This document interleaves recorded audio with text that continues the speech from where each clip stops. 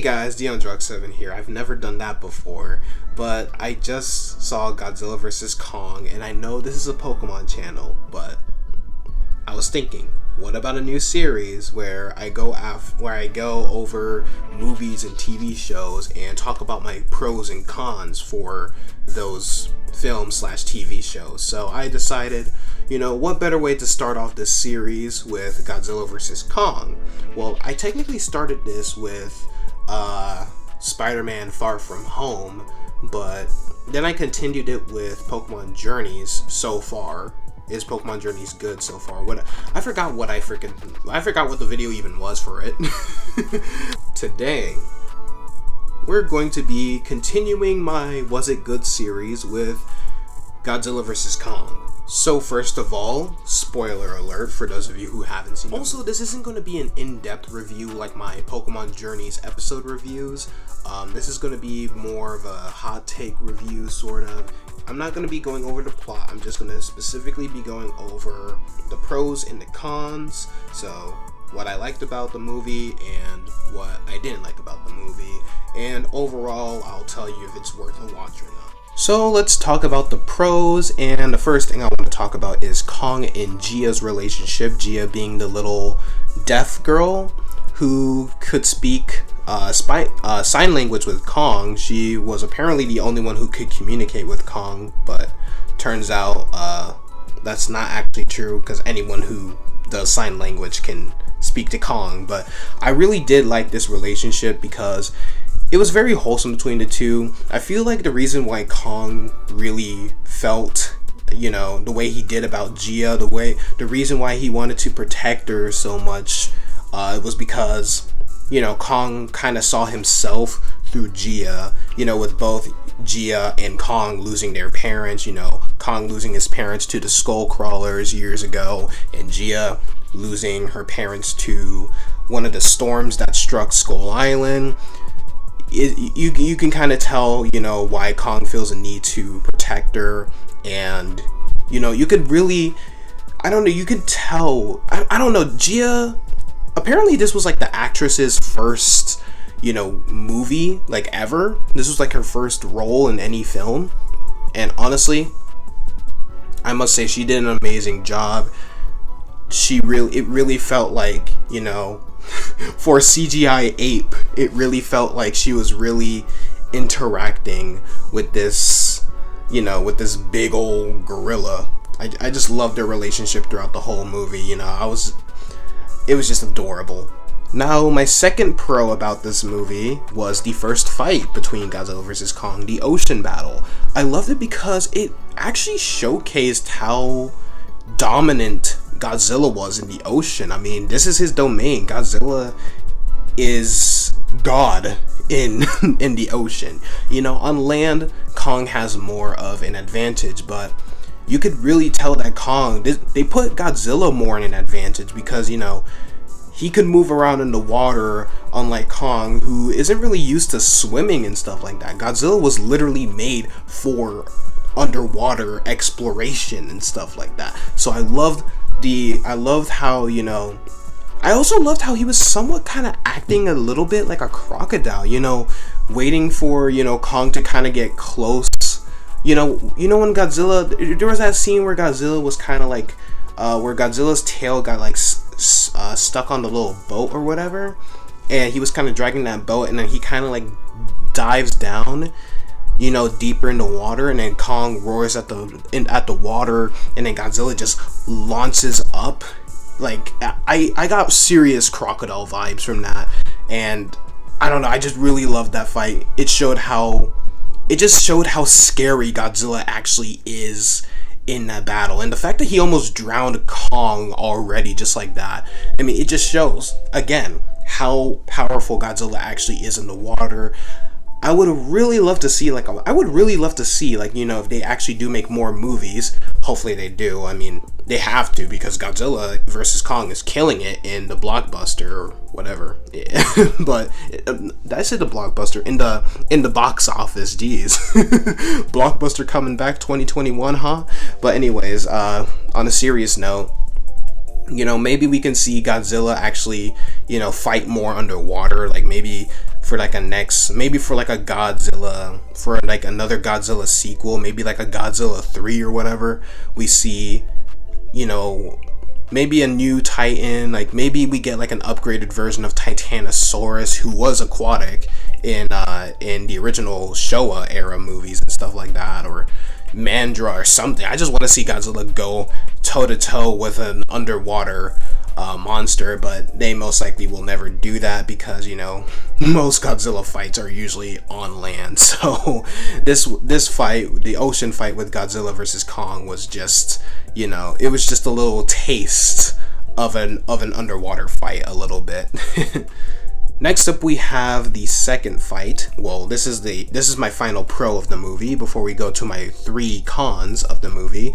The second fight between Godzilla vs. Kong, and the eventual fight with Godzilla and Kong teaming up with Mechagodzilla.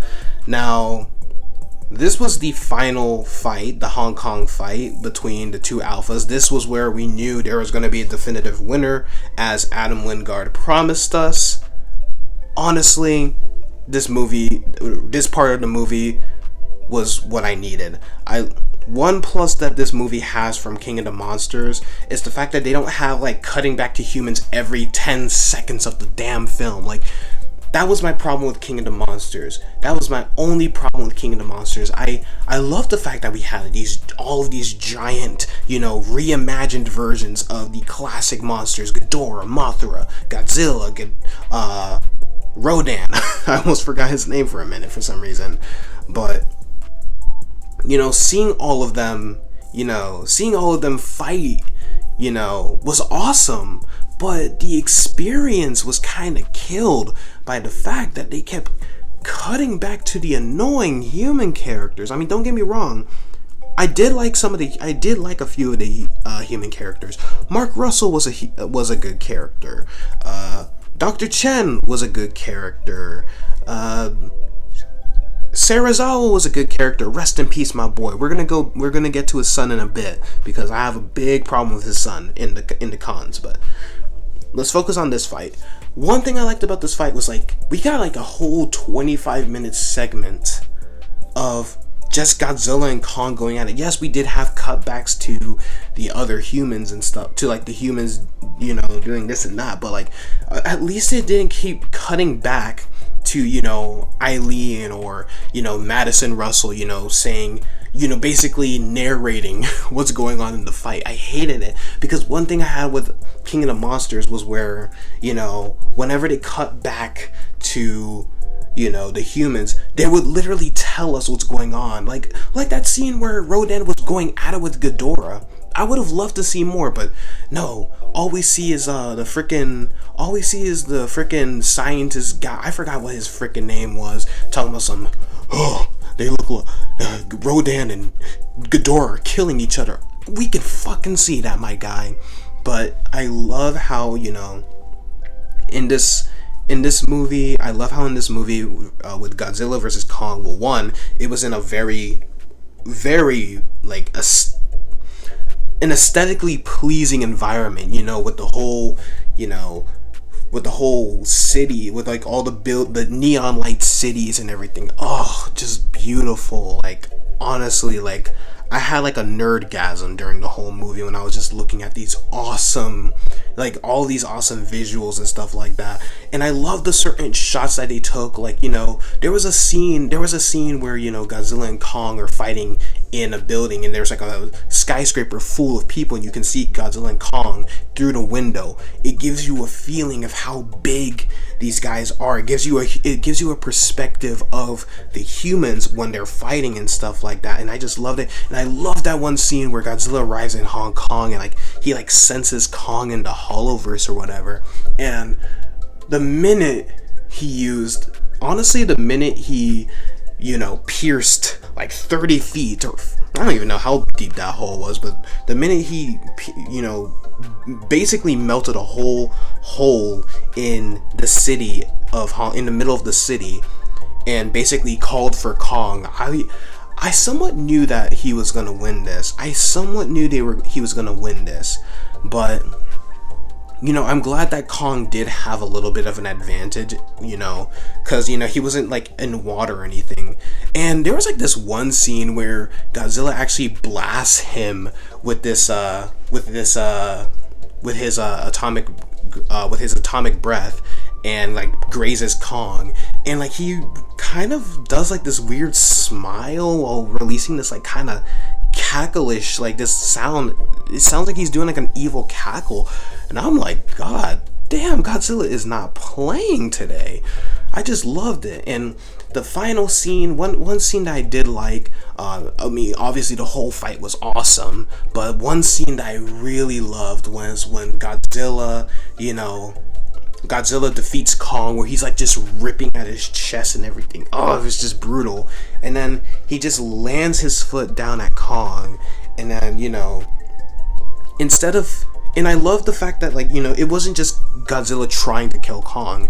It was Godzilla trying to let Kong know that he was the king of the monsters. Like, you're no king, and you're no god, and you're certainly no king.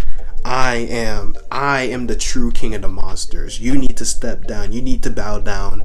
And I love how he does, like, this, like, alpha roar. But Kong, Kong being the rebellious titan he is, he just kind of snarls back at Godzilla and just roars back. That was one of my favorite scenes in that whole entire movie. That gave me chills. Let me tell you guys, when I say that gave me chills, it gave me freaking chills, my dude. I just and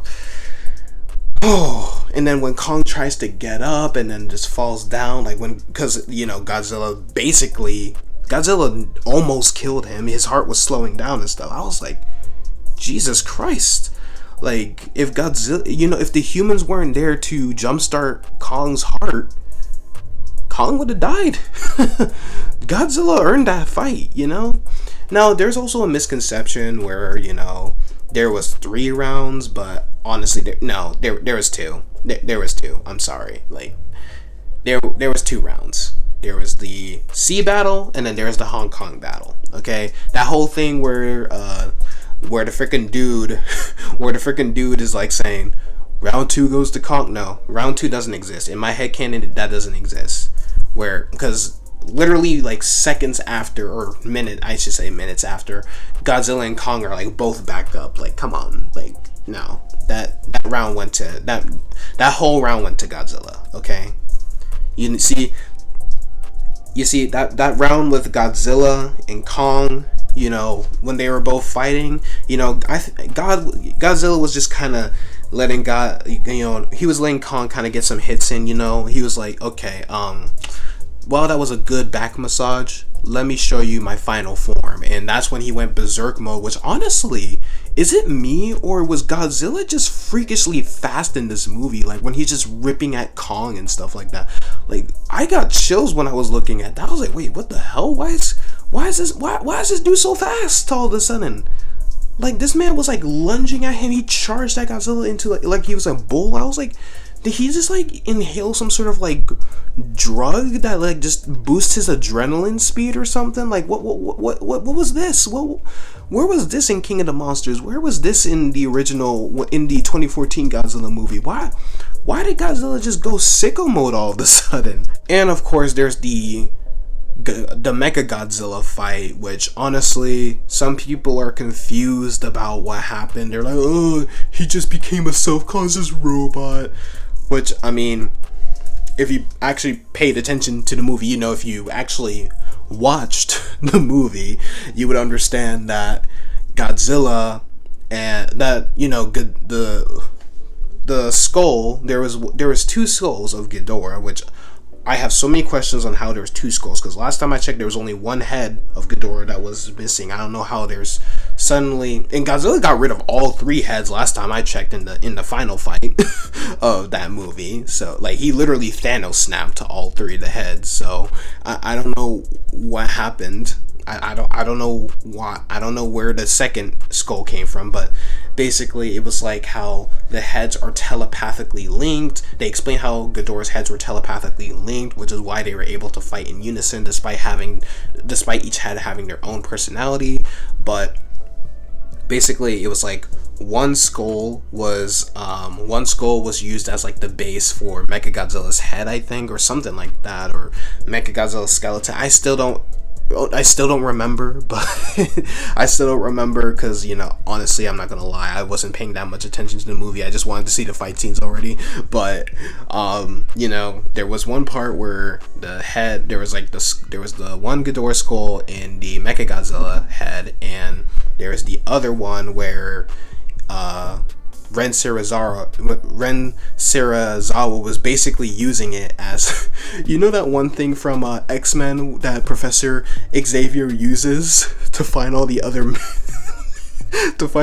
mutants. That's immediately what went through my head, bro. That was the freaking Cerebro. What the hell was that thing even called, bro? What was that thing called? It was the Cerebro something, the Cerebrum. What the hell was that thing called? But anyways, that's not important.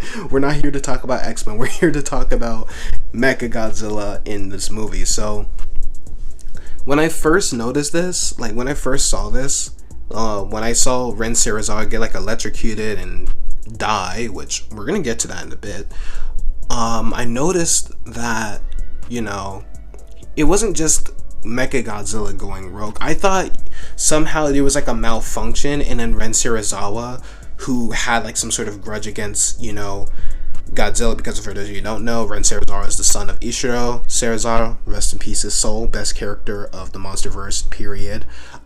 Second goes to Gia in my opinion, but anyways, whatever. I felt like, you know, it's not stated in the movie, but maybe Ren Serizawa was the only reason he wanted to he was working for Apex to kill Godzilla was because, you know, his father spent more time focusing on Godzilla than actually focusing on being an actual parent to his actual kid. So I felt like, you know, maybe that's why he was personally just going after Godzilla. He was personally just going after Godzilla. He didn't give a shit about Kong until Kong started fighting.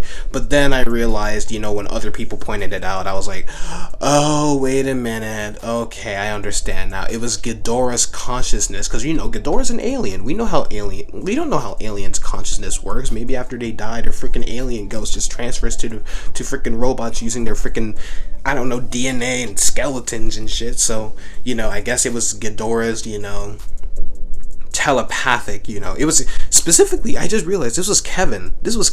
I realized this was Kevin, you know, the stupid head. The Ed of the Ed the hyena. He was the Ed of the Ghidorah heads. I realized that this was Godzilla, you know. I realized this was Kevin who was actually mopping the floor of Godzilla. How disrespected Godzilla must have felt right now. How you lose to Kevin, my guy? Anyways, jokes aside, I understand now that it was actually the consciousness of Ghidorah transferring itself, like taking over Mechagodzilla, and that's what killed Ren and all that stuff like that. Like, he didn't care, because that's why he specifically went after Kong. He didn't care jack shit about Kong until Kong actually interfered. So, and that's why he was just so skilled at it, because, you know, Ghidorah is one of Godzilla's most powerful opponents at least in this MonsterVerse, of course. In the Showa series, he just gets tossed around like Team Rocket, but in the MonsterVerse, you know, Ghidorah is one of Godzilla's most deadly opponents, you know, but, you know, he's one of Godzilla's most deadly opponents, and now with this new mechanical body that's literally meant to kill the Godzilla, a lot of people were confused on why Mechagodzilla was, you know, skilled at, you know, fighting fighting Godzilla. Why Mechagodzilla was so skilled at fighting Godzilla, you know? If you guys never watched the old movies and stuff like that, I watched the original. I believe I watched the original. I have a faint memory of watching the original, like Godzilla versus Mechagodzilla, or was it Godzilla versus? No, it was Godzilla versus Mechagodzilla, and then there was another movie called The Terror of Mechagodzilla. I don't freaking remember. But anyways, besides that, I saw the original movie where Mechagodzilla made his appearance, and from a young age I understood that Mechagodzilla is supposed to be the Godzilla killer. He was made to combat Godzilla. That was his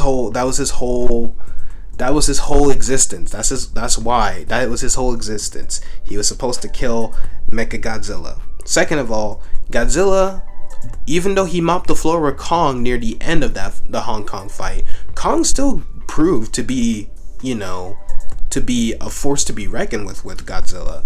So Godzilla was also very exhausted after that fight. So when he went to go fight Mechagodzilla, like, this wasn't Godzilla at his 100%. This was Godzilla at like 10% HP. If this was like an RPG game, Godzilla would be at like 10 HP, bro. Like that was literally what Godzilla was going through in this movie. And that's why Mechagodzilla was tossing him around. And honestly, they did Mechagodzilla justice. Don't get me wrong. I do think that the design could have been a little better. The design could have been a little better. But it was still an awesome fight. And I loved when Kong and Godzilla ultimately just set aside their differences. I'm glad that there was actually a clear winner. And then they actually just they set aside their differences and team up to fight Mechagodzilla. The reason why Kong was the one to defeat Mechagodzilla was because, I guess the directors didn't want, Kong fans, like well, I shouldn't say Kong fans, but like the really over-exaggerated Kong fans to be all like, Kong didn't get a single win in this movie.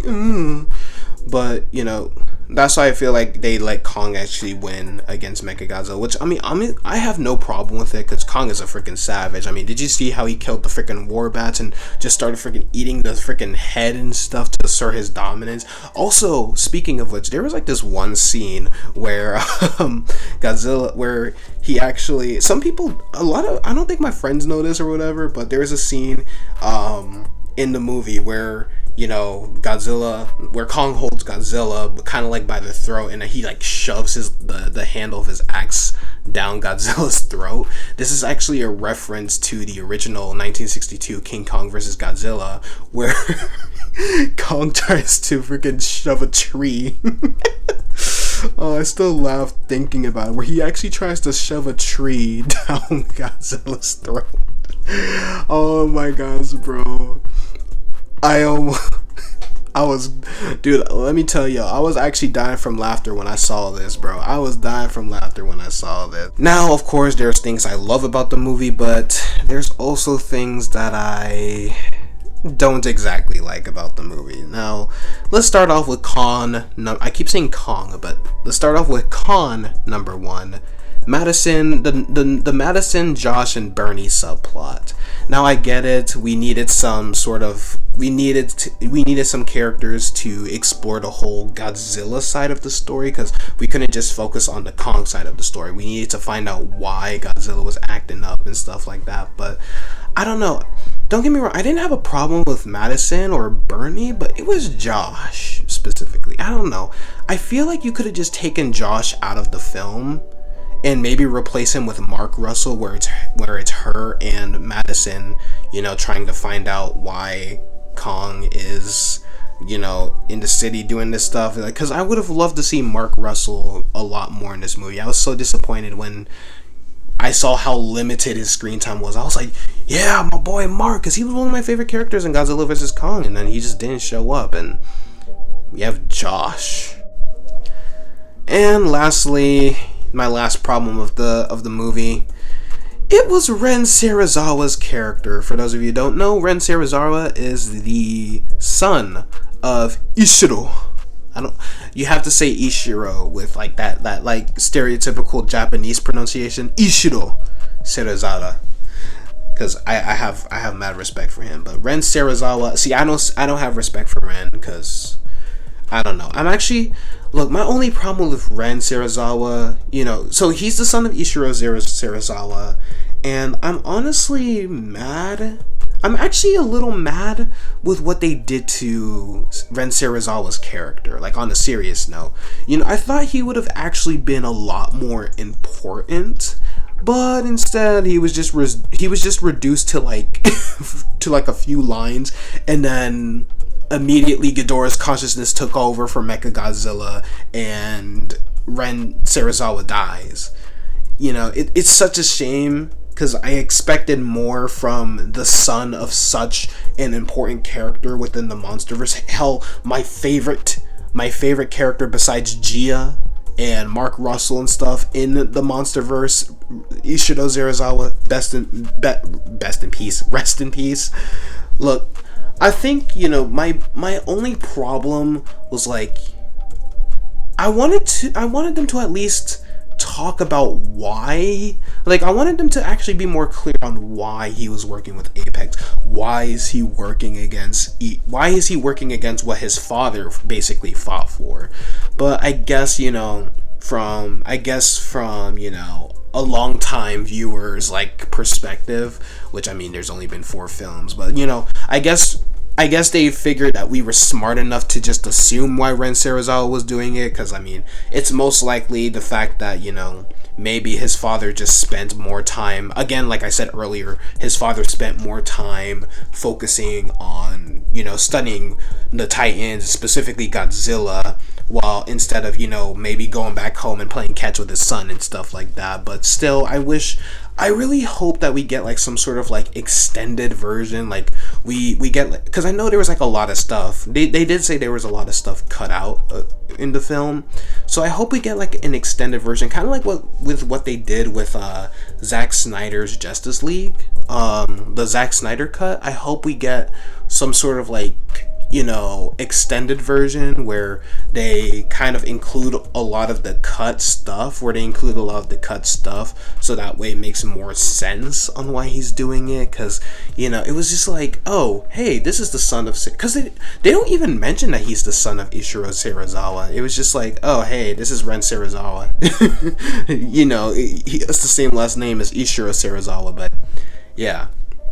But it's like canon that he's the son of, I don't know, let me know, can someone let me know in the comments if they say anything about, you know, why Ren is doing what he's doing in the novelized version of the movie, or is it just the same? Is he literally just doing the same thing in the movie, like, as he did in the movie? Is he just, oh, hey, let's kill Godzilla because my dad didn't love me enough or some shit? I don't know. No.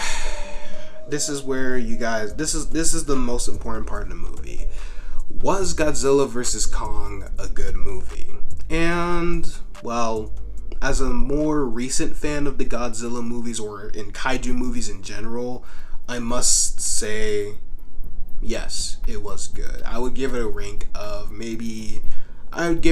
7 out of 10. It was good, but it wasn't like great. It wasn't like in my opinion, it wasn't perfect. It was just good, in my opinion. Anyways, that's going to be it for today's video. I hope you guys enjoyed, and smack that like button if you guys enjoyed. And if you guys want more, Godzilla, not Godzilla, if you guys want more like movie or TV show reviews, comment down below, and also subscribe and click that bell icon. It's 100% free, guaranteed. And be sure to check out all of my other content. I mainly do Pokemon content on this channel, but I just really needed to talk about the Godzilla vs. Kong movie real quick. But until then, I love you all, and I'll see you guys on the next video. Only good, chill.